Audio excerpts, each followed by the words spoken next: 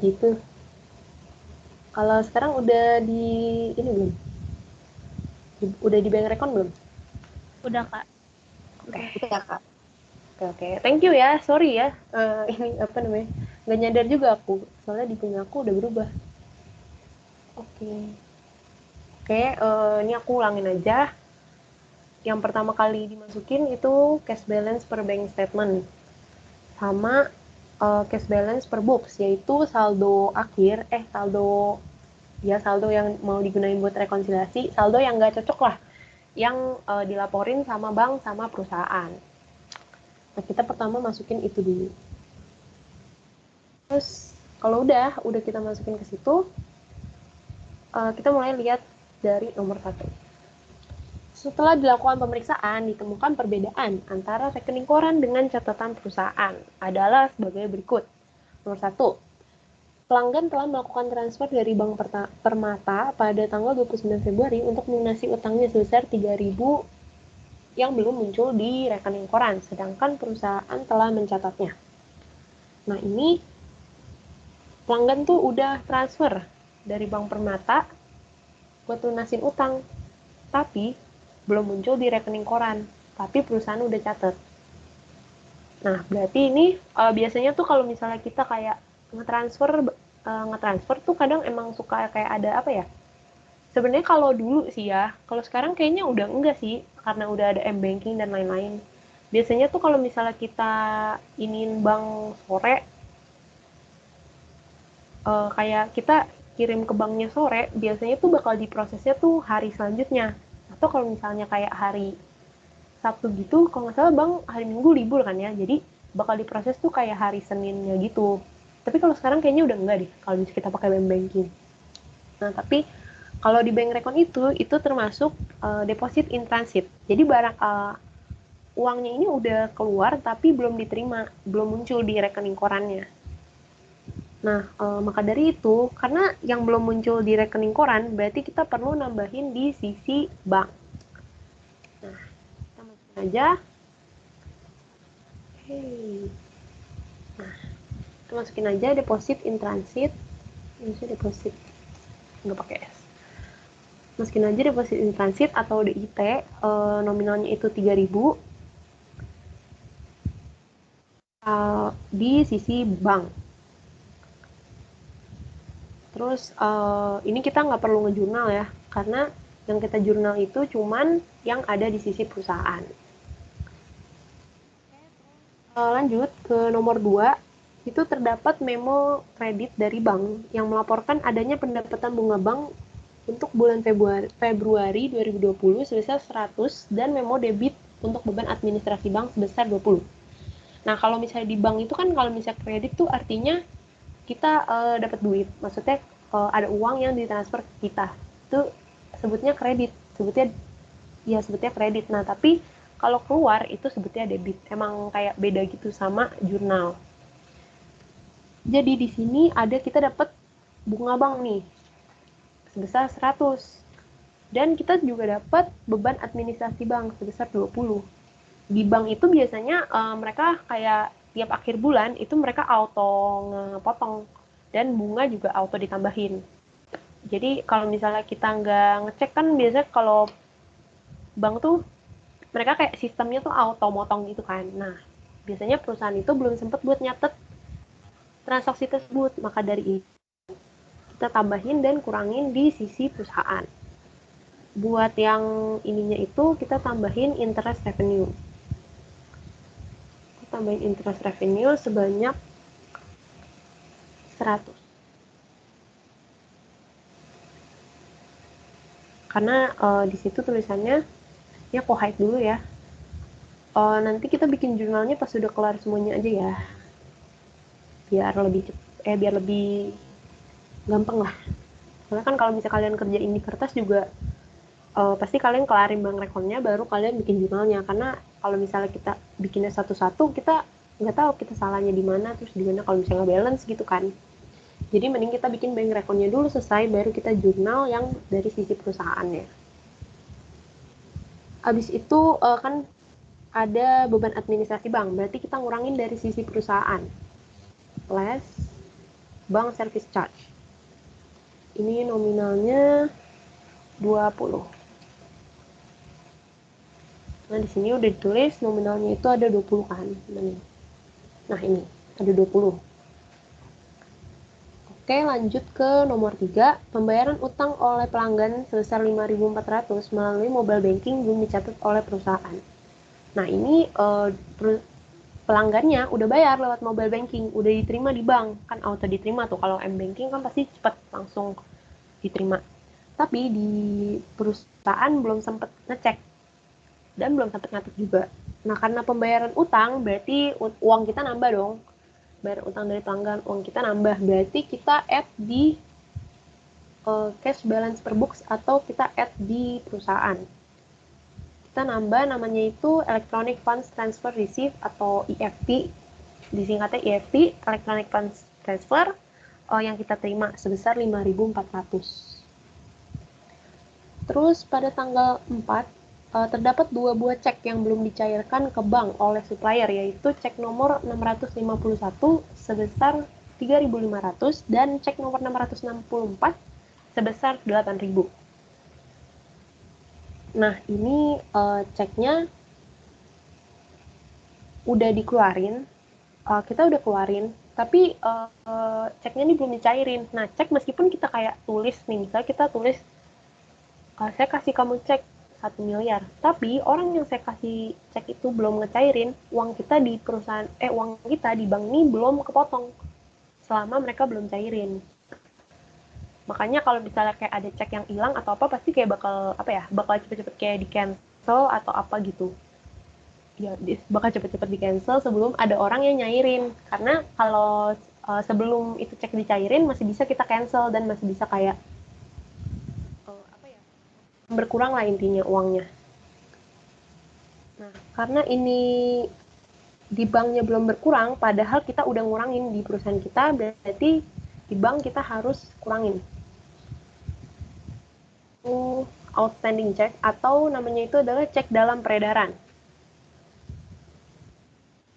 Ada 2 cek ya, yaitu cek nomor 651 sama cek nomor 664.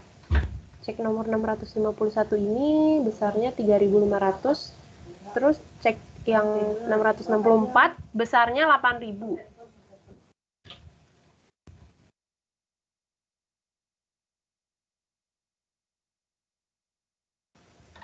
Terus karena ini ada 2, terus mereka masih jadi satu kesatuan cek. Jadi, nah iya, pokoknya 3.500 sama 8.000 itu nomor 4. Terus nomor 5, cek dari Rain Corp senilai 4.500 ternyata salah didebitkan ke rekening Rainbow Corp oleh bank. Nah, nomor 5 ini si bank ini salah ngedebit, salah ngurangin.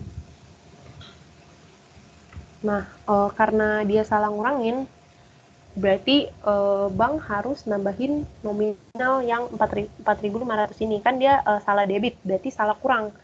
Jadi nggak seharusnya nominal kita dikurangin 4.500. Berarti di bank itu harus kita tambahin 4.500. Nah, namanya itu error in recording check.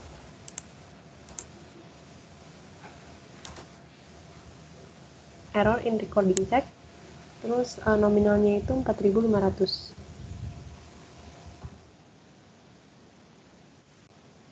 Habis itu, nomor 6. Bank telah melakukan penagihan wesel tagih perusahaan senilai 10.000, pendapatan bunga sebesar 500, dan bank mengenakan biaya penagihan sebesar 75 ke perusahaan. Nah, ini bank udah nagih 10.000. Berarti bank udah nagih 10.000 untuk wesel tagih, berarti wesel tagihnya ini udah diterima di bank. Tapi perusahaan belum nyatet karena belum dilaporin. Berarti di sini harus kita tambahin, di sisi perusahaan harus kita tambahin collection of notes receivable. Ini harus kecil. Collection of notes receivable sebanyak 10.000.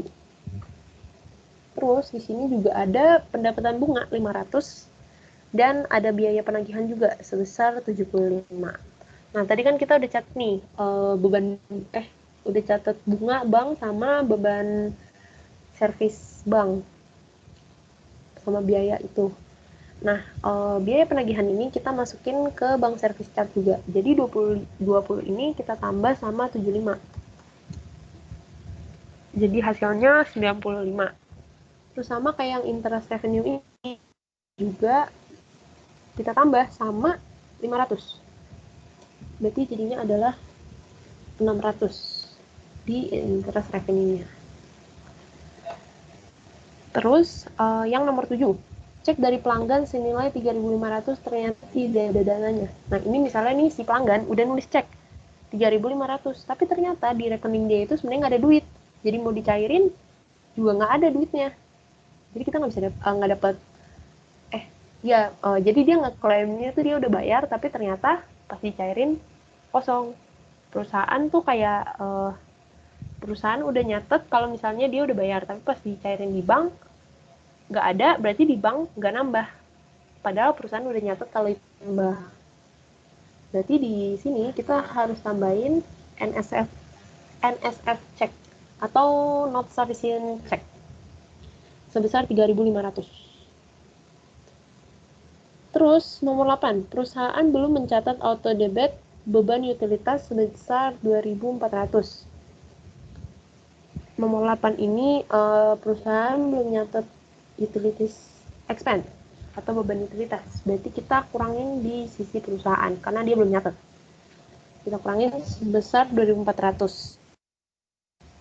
Terus nomor 9, last nih, terakhir, cek nomor 623 yang dikeluarkan oleh perusahaan untuk membayar upah pegawai senilai 6.200, ternyata dicatat oleh perusahaan senilai 5.200. Jadi ini salah catat kalau bahasa Indonesianya. Karena kita keluarinnya 6.200. Harusnya kita keluarin 6.200, tapi kita cuma 5.200. Berarti kurang dong, kurang 1.000. Berarti kita harus nambahin 1.000 ngurangin 1.000 di sisi bank. Jadinya balance. Jadi di sisi bank di sisi perusahaan kurang. Jadi kita kurang error in recording check number 623 besar 1.000. Nah, kalau misalnya udah 99-nya udah kita masukin, kita tinggal jumlah aja. Nah, ini kita jumlah, terus ini dikurang.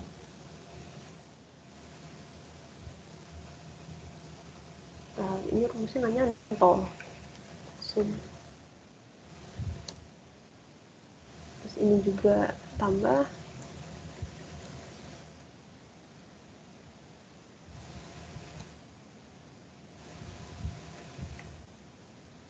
Ini dikurang 6.800, terus cash balance book ini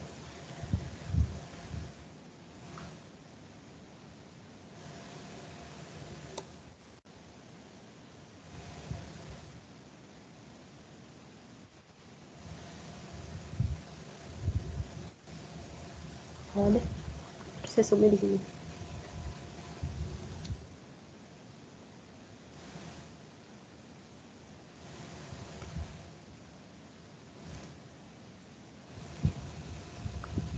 Terus ini 995 dari sum.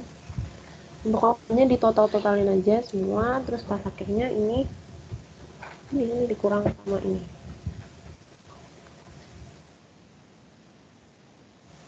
Kalau udah kita dapat hasilnya, asik, ternyata balance. Nah, kalau misalnya udah balance kayak gini, kalian udah bisa bikin jurnalnya. Bentar, ini cara unhide gimana ya?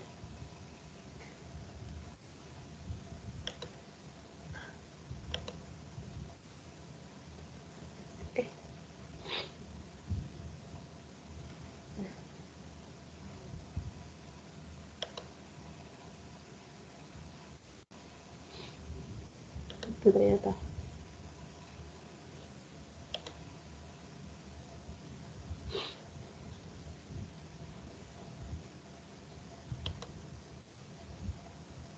Nah, Udah sini aja sih.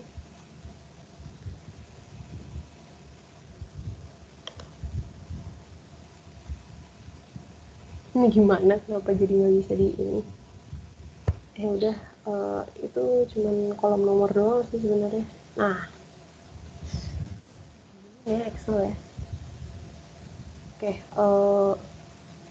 ini kan kita bikin jurnal. Kita bikin cuman yang ada di sisi perusahaan aja. Karena kalau kita mau jurnal yang bank, berarti kita harus kerja di bank, jangan kerja di perusahaan. Bercanda. Jadi ini kita nomornya 2. Nomor kita ngebukuin nomor 2, yaitu yang interest revenue ini. Pertama kita masukin dulu aja yang add. Karena kita dapat duit, berarti di debitnya itu udah pasti cash.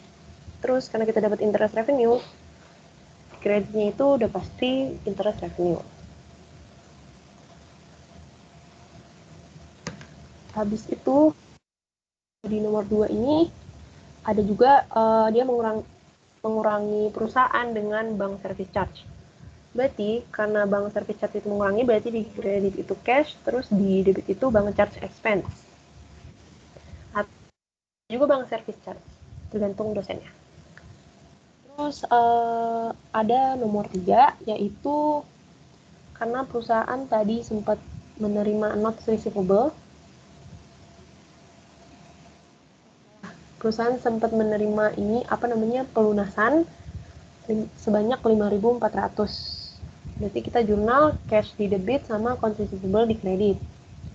Habis itu nomor 6 itu kita menjurnal tentang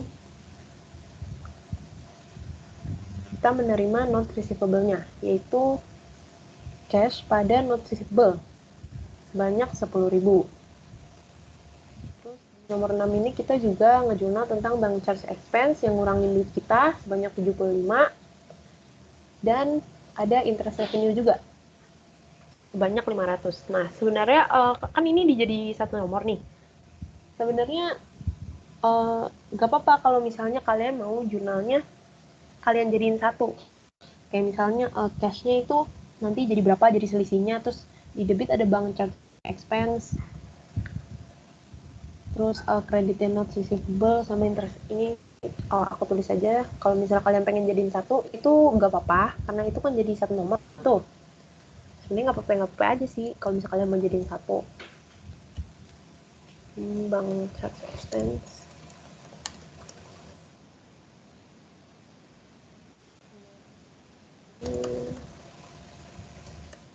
Dan interest revenue.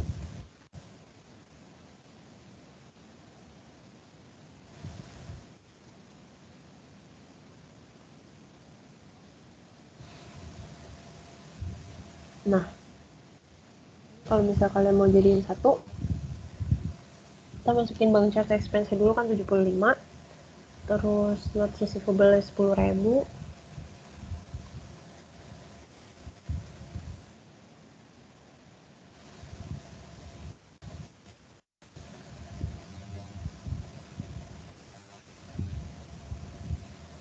nah kalau serem ya, Excel jadi banyak errornya nih habis update.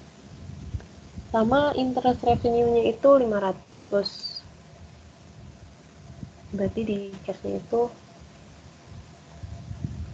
100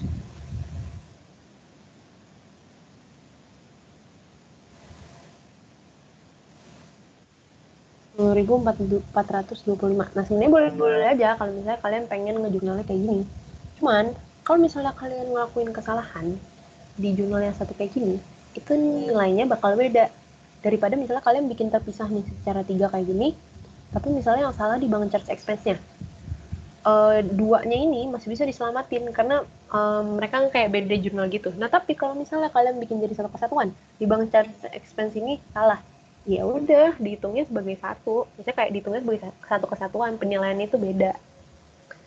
Nah, jadi boleh bikin jurnalnya digabungin, asal kalian udah pede kalau misalnya jawaban kalian tuh bener banget. Atau karena kepepet juga bisa sih, biar cepet kan. Soalnya kalau bikin 3 kayak gini, memakan waktu. Terus kita ke nomor yang 7, itu ada cek yang dicairin, ternyata duitnya nggak ada. Itu karena tadinya kita udah ngejurnal cash pada account receivable, alias kayak kan kita ceritanya nih orangnya udah ngelunasin ke kita, berarti kita udah sempet ngejurnal cash sama account receivable kan. Tapi ternyata pas akhir kita tahu kalau uangnya itu tidak bisa kita terima. Jadi kita harus membalikan jurnal tersebut. Jadi account receivable-nya itu dimunculkan lagi sebanyak 3.500, terus cash kita berkurang 3.500 karena duitnya tidak kita terima. Terus pada nomor yang ke-8 itu ada perusahaan lupa mencatat utilities expense. Nah, karena ini mengurangi, gampang lah ya, tinggal utilities expense pada cash saja sebesar 2.400. Terus yang terakhir nomor 9 itu ada salaries yang tadi perusahaan itu salah catat. Jadi salah catatnya kurang 1.000. Berarti kita harus ngurangin 1.000 lagi dari uang kita. Udah deh, selesai. Jurnal udah selesai, bank account juga udah balance. Udah selesai. Ada yang mau ditanyain nggak dari bank account ini?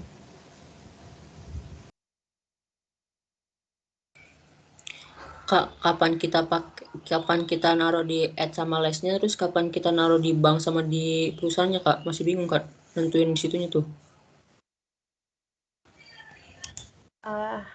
Kalau itu kamu harus belajar dari lihat dari definisi-definisi lihat dari kayak definisi-definisinya itu ya, kayak misalnya nih deposit in transit itu kan berarti cek yang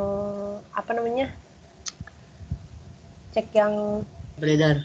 ya cek yang bukan cek yang beredar, apa sih yang udah kita catat tapi ternyata di bank tuh kayak belum diproses gitu. Nah, uh, karena di bank belum karena di bank belum diproses tapi di perusahaan udah dicatat, berarti kita tinggal nambahin yang di bank dong. Terus kayak kalau misalnya error, sebenarnya itu tuh nggak bisa dihafalin, kita harus kayak analisa lagi karena salah salah dari perusahaan, salah dari ininya, terus kayak ada itu-itunya, pokoknya yang masalah-masalah yang ininya itu nggak bisa kita hafalin, tapi karena mereka tuh munculnya biasanya biasanya tuh beda-beda.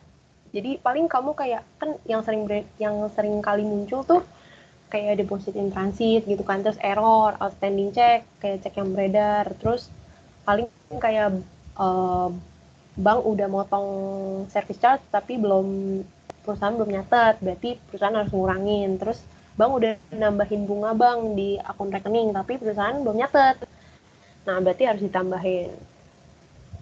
Ya, paling kayak gitu sih. Biasanya ada di PPT dosen atau enggak di PPT lab. PPT lab biasanya lebih lengkap kalau dosennya nggak ngasih PPT.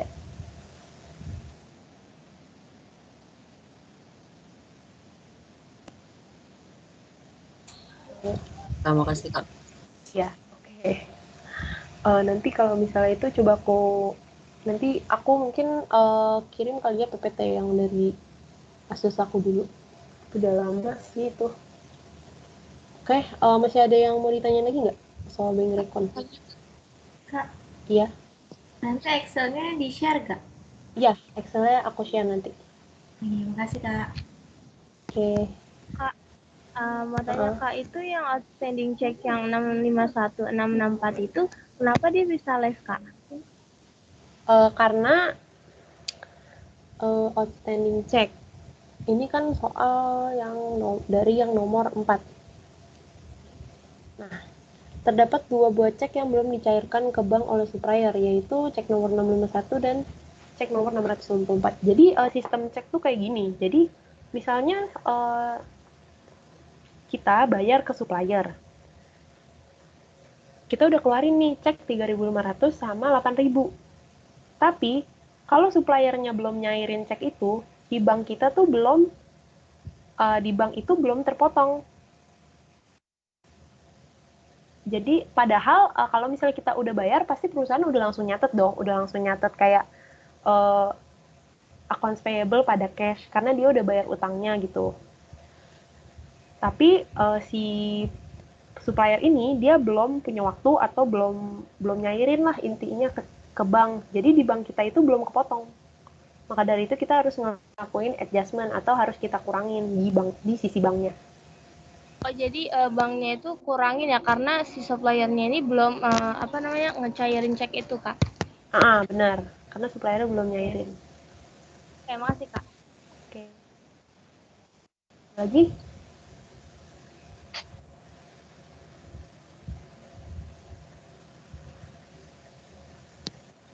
Kak, mau tanya, Mm-mm. kalau misal ada transaksi, Kak, perusahaan itu nyetorkan uang ke bank. Nah, bank itu udah melakukan tutup buku, itu pencatatannya gimana ya? Perusahaan melakukan transaksi, bank udah tutup buku. Bank udah tutup. Banknya tutup ya maksudnya? Melakukan tutup buku, Kak, bank ya? Bukan banknya tutup. Banknya tutup. Berarti itu ada yang harus ditambahin atau dikurangin dari sisi bank sih. Soalnya kan si perusahaan ini udah nyatet, tapi di banknya tuh udah tutup buku. Berarti dia masuk ke bulan selanjutnya. Berarti kita harus nambahin atau ngurangin di bank. Oke, thank you, Kak. Oke, sama-sama. Ada lagi?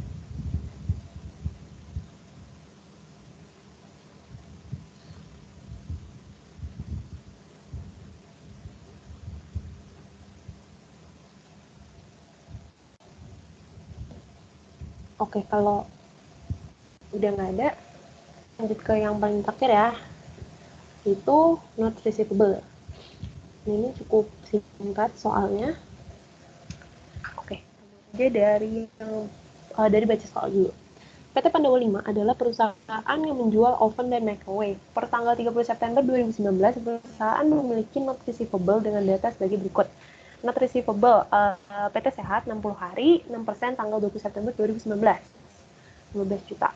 Not receivable PT Enak 30 hari, 10% tanggal 30 September 2019, 8 juta.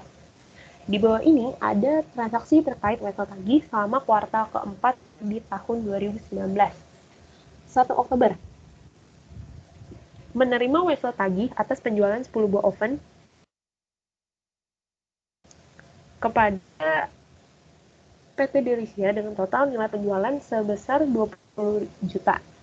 Wesel ini memiliki jangka waktu 60 hari dan bunga 12% per tahun. Nah, ini kita terima penjualan tapi dia bayarnya pakai wesel tagih. Jadi kita mendebit not receivable karena harusnya kan ya. Ini Excelnya keganti belum nggak? Saya belum. Belum ganti lagi ya? Iya, Kak. Iya, Kak, belum. Jangan share screen. Ya, Kak, belum. Oke, aku reshare lagi. Oke, ini Teams-nya kok jadi kayak gini. Oke, sekarang udah kelihatan belum? Udah, Kak. Udah, oke. Aku nggak usah kali ya, gak usah baca ulang pokoknya soalnya udah kayak gitu. Intinya dia jual oven dan microwave, punya not receivable, ada 2 dari PT Sehat, PT Enak, terus masing-masing 15 juta sama 8 juta. Nah, transaksi pertamanya itu dia nerima wesel tagih dari penjualan 10 buah oven kepada PT Delisia. Totalnya itu adalah 20 juta. Jadi totalnya 20 juta. Terus karena ini kita nerimanya wesel tagih, tapi kita penjualan, tapi kita jual, tapi orang maunya bayar pakai wesel tagih. Nah, berarti di debitnya yang seharusnya cash atau accounts receivable, kita masukin not receivable karena itu wesel tagih. Nah, terus jangan lupa kalau misalnya kalian kerjain yang kayak gini, kan semuanya nih not receivable, terus semuanya accounts receivable, kalian tandain sama nama perusahaannya, kayak ini not receivable strip PT Delisia. Jadi tuh kalian tahu kalau misalnya di bawah-bawah dia melunasi atau dia ngapain gitu, atau pas di akhir tahun kan pasti ada dilakukan kayak penyesuaian gitu kan. Nah, kalian nanti bakal susah kalau misalnya kalian cuma tulis not receivable aja. Nah, untuk memudahkan kalian masukin nama PT-nya. Jadi ke tanggal 1 Oktober itu kan udah debitnya notes receivable PT Delisia sebesar 20 juta, terus di kreditnya itu adalah sales revenue sebesar 20 juta karena kita menerima penjualan. Habis itu ke tanggal 17 Oktober menjual 2 microwave kepada PT Segar secara kredit senilai 4.800.000 dengan terms 2/10 N/45. Nah, kan ini masih ada termsnya kan 2/10 sama N/45. Berarti ini dia masih pakai accounts receivable. Jadi kita jurnalnya itu accounts receivable PT Segar sama sales revenue di kredit. Nominalnya itu udah stated di sini 4.800.000. Terus tanggal 30 Oktober, PT Enak tidak dapat melunasi Wesselnya karena mengalami kebangkrutan sehingga piutangnya dihapuskan oleh Pandawa 5. Nah, ini jurnalnya itu AFDA atau allowance for the full account. Itu saja.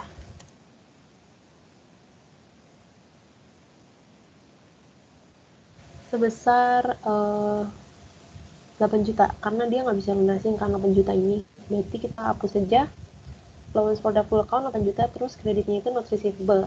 Nah, ini juga kita tandain kan PT-nya itu PT Enak. Terus pada tanggal 19 November menerima pelunasan Wessel dari PT Sehat. Nah, PT Sehat ini PT yang punya notes receivable sama kita. Nah, pada saat kita nerima notes receivable ini, kita juga akan menerima bunga sebagai kayak bentuk kayak biaya gitu atas mereka udah minjem, udah kayak ya intinya kayak Wessel tagih itu pasti kita bakal nerima bunga. Jadi pas tanggal 19 November ini kita ngejurnal cash karena pasti kita terima uang, pasti kita dapat pasti kita jurnalnya itu cash di debit karena kita terima uangnya. Terus di kredit kita masukin notes receivable dari PT Sehat karena notes receivable-nya dilunasin berarti notes receivable-nya bisa dihapuskan atau kayak dihilangin. Makanya kita masukin notes receivable itu di kredit. Besar 15 juta. Habis itu karena tadi aku udah bilang notes receivable itu pasti datang sama bunga. Kita masukin interest revenue atau bunga yang kita terima dari yang di sini nih. Kan kalau misalkan kalian lihat nih ada kayak 60 hari 6% tanggal 20 September 2019. Nah, tanggal 20 September ini ada tanggal mereka ininya menerbitkan Wessel tagihnya. Nah, 6% ini bunganya, 60 hari ini jangka waktunya. Nah, terus di sini di bawah, nggak ke crop, di bawah ini harusnya ada catatan 1 tahun sama dengan 360 hari. Biasanya kalau lab itu lebih susah, jadi lab 1 tahun sama dengan 365 hari. Jadi kalian harus perhatiin bawahnya ini 360 atau 365. Kalau 365 tuh angkanya jadi kayak agak nggak begitu bulat lah, tapi kalau 360 karena belakangnya 0 jadi lebih bulat dan lebih gampang buat dihitung.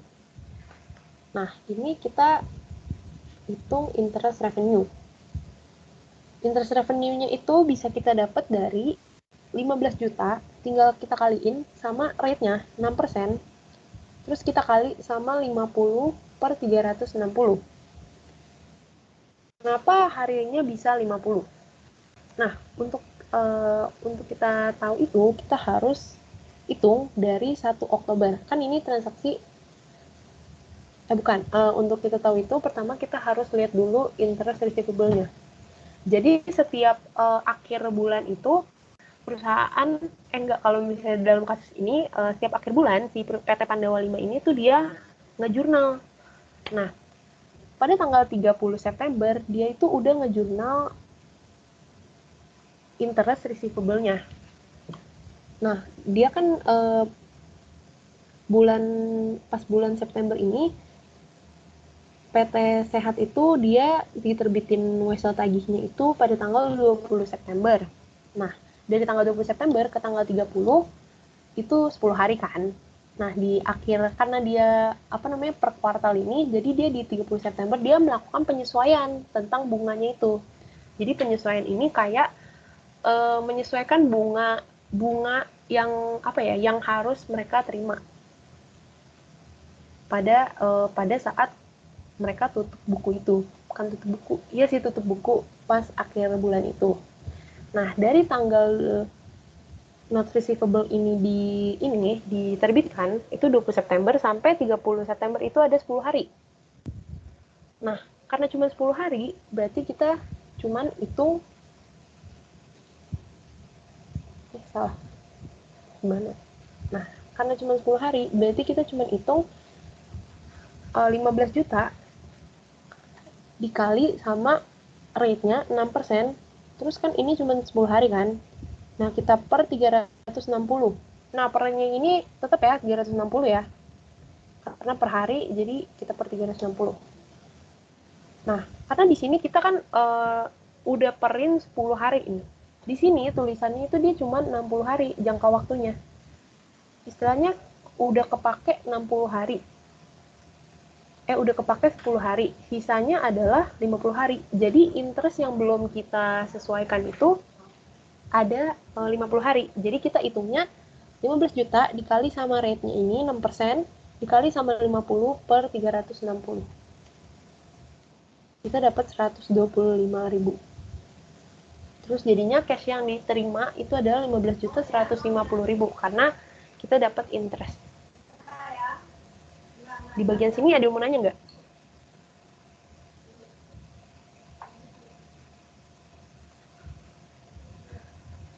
Kak, aku mau tanya. Ya.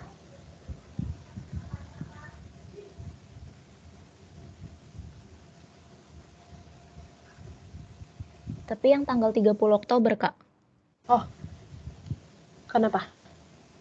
Itu kan Kakak pakai AFDA ya, AFDA pada notes receivable. Nah, waktu itu aku pernah ngerjain juga, tapi aku pakainya bad debt. Nah, aku tuh bingung cara nentuinnya dia tuh termasuk, dia tuh pakai metode yang allowance atau metode yang direct write off, Kak. Biasanya di soal ditulis sih dia pakai metode apa. Biasanya sih ditulis. Tapi kalau misalnya kita mau lihat dia pakai metode yang mana, biasanya kita lihatnya harus lihat dari neraca saldonya sih. Trial balance ya, iya benar, neraca saldo. Harusnya sih kalau misalnya ini kebanyakan mereka gunainnya sih metode langsung ya, metode direct write off biasanya. Oke. Kecuali di state kalau misalnya mereka pakai metode yang lain. Di soalnya ini kan nggak ada ditulis ya, Kak, pakai metode apa? Bentar.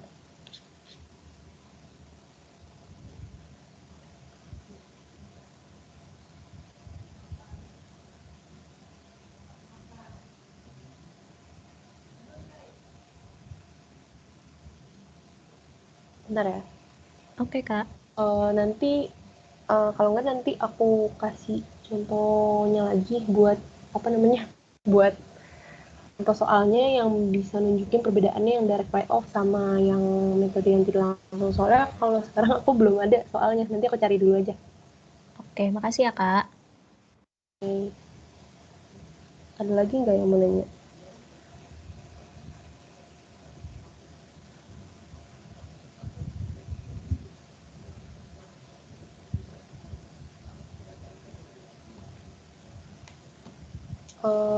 Oke. Kenapa? Ada yang mau nanya nggak tadi? Kak, kalau misalnya dia bayarnya lewat jatuh tempo gimana?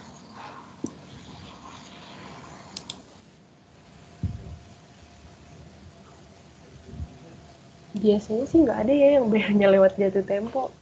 Apa ada soalnya kayak gitu? Oh gitu ya, ya udah Kak, makasih Kak. Biasanya sih nggak ada yang bayar lewat jatuh tempo. Kalau misalnya jatuh tempo, antara dia kayak ngehapusin atau ya biasanya kalau udah jatuh tempo sih biasanya di soalnya ada tulisan dia ngehapus ngehapus buku kayak gitu.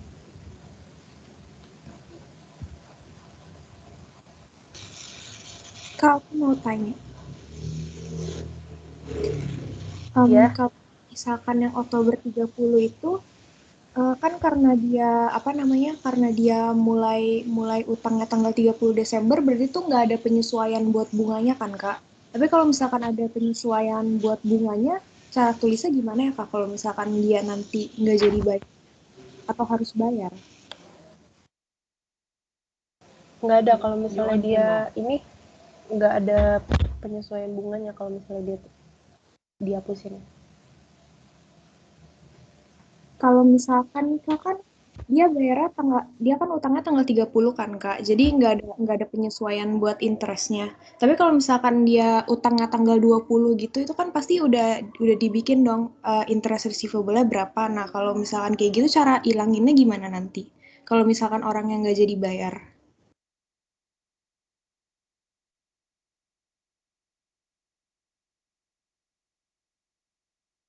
Iya, kalau misalnya udah dilakuin penyesuaian itu, kalau misalnya bulannya beda, kita harus ikutan hapus juga interest receivable-nya.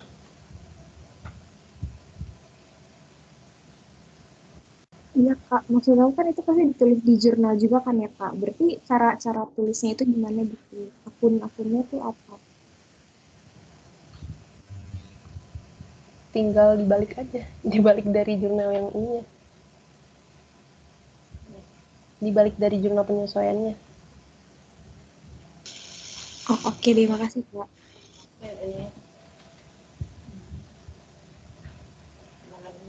Oke, lanjut ke tanggal 21 November.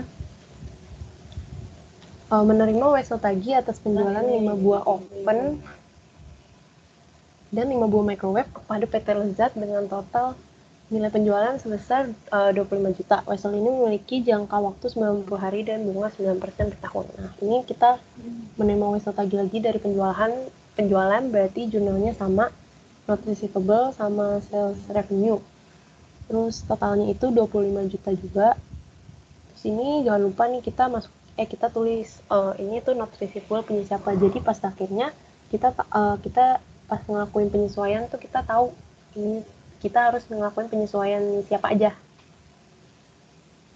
Terus pada tanggal 30 November wesel tagih PT Delisia telah jatuh tempo. Namun PT Delisia belum dapat melunasi weselnya. PT Pandolimo masih melihat adanya kemungkinan PT Delisia melunasi kewajibannya. Nah, ini karena dia masih melihat adanya kemungkinan, jadi kita tuker dari notes receivable-nya ini kita tuker jadi accounts receivable. Nah, PT Delisia tadi nih notes receivable-nya kan 20 juta. Berarti kita hitung interest revenue-nya itu interest revenue-nya ini kita hapus. Berarti yang tadi nanya berarti benar ya kalau meskipun kita belum kita jurnalin interest revenue-nya ikutan kita hapus kalau misalnya kita ngebalikin atau mau ngeituin ininya dia. Nah, tapi kalau misalnya dalam kasus ini kita balikin karena interest revenue-nya itu kita catat ulang karena pas kita tukar dari notes ke account receivable dia tetap harus bayar interest revenue-nya tuh. Nah, terus tanggal 1 Desember menerima wesel dari PT Segar sebagai pengganti piutang yang telah jatuh tempo. Jangka waktu wesel 2 bulan dengan suku bunga 10%. Nah, ini not receivable PT Segar terus 4.800.000, account receivable 4.800.000 di kredit. Karena kita menerima wesel kayak ditukar gitu dari account receivable ditukar jadi not receivable. Nah, biasanya kayak gitu tuh biar mereka kayak memperpanjang jangka waktu. Nah, jangka waktu wesel ini 2 bulan, suku bunganya ini 10%.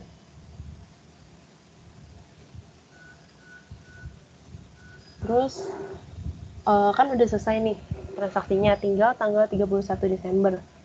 Melakukan penyesuaian untuk mencatat accrued interest atau penyesuaian buat bunganya.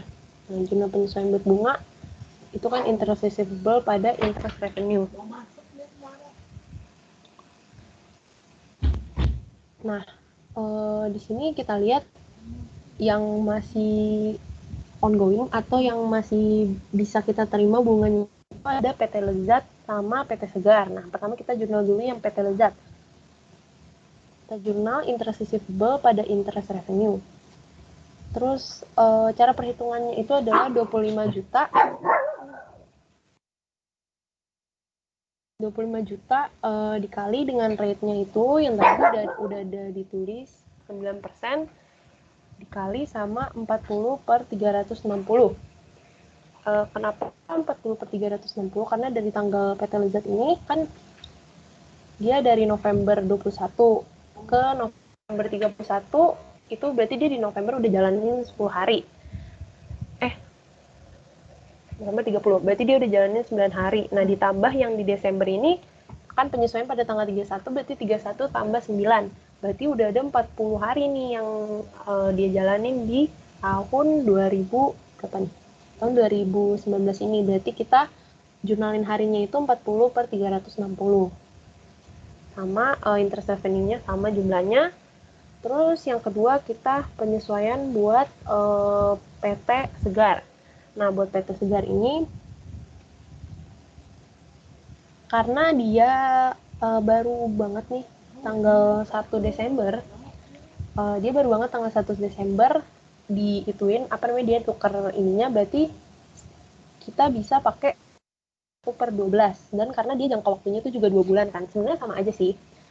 Jadi, kita tinggal kali dari nominalnya ini 4.800.000 kita kali sama suku bunganya 10%. Terus karena dia baru ini yang sebulan, bener-bener pas sebulan dari 1 Desember sampai 31 Desember, itu gak masalah ya kalau misalnya kita mau pakai per 12. Jadi tinggal kita kali 1 per 12 dan hasilnya 40.000. Sampai sini ada yang mau ditanyain enggak? Udah selesai sih sebenarnya materinya.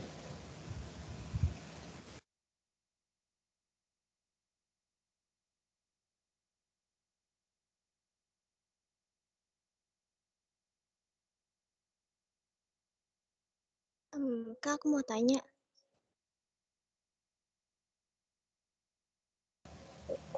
Iya. Tapi aku mau tanya tentang inventory, Kak. Iya, boleh. Kenapa? Ya. Nah, aku mau tanya, kan kalau misalkan pakai Vivo, terus perpetual, untuk, misalkan kan kalau misalkan Vivo itu kan first in, first out ya, Kak. Pakai harga yang awal, terus kalau udah habis harga awal, ambil yang di harga akhir. Nah, kalau misalkan kita, misalkan penjualan, itu ada 2 harga tuh, Kak. Ada harga misalkan 3.000, 30.000 itu ada 5 buah. Terus yang 50.000 ada 2 buah. Nah, kalau misalkan ada retur 4 buah, itu pakai harga mana dulu, Kak? Bentar. Biasanya kalau retur itu pakai harga, seingat aku itu pakai harga yang pertama juga deh. Salah deh. Kalau tadi ada barangnya ada 30, terus ada returnya 4 gitu ya? Ya. Kalau misalnya kayak gitu, kita pakai harga yang terakhir, harga yang paling bawah. Oh, jadi harga terakhir dulu habisin, terus baru harga yang pertama ya, Kak? Kalau retur kayak gitu.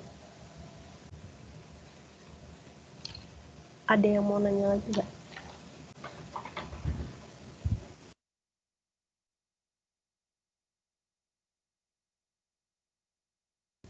Oke, kalau misalnya nggak ada lagi yang mau ditanya, kayaknya udah bisa kita akhirin nih pembelajarannya ya. Terima kasih teman-teman udah mau menghadiri mentoring. Bentar, stop recording dulu. Udah mau menghadirin mentoring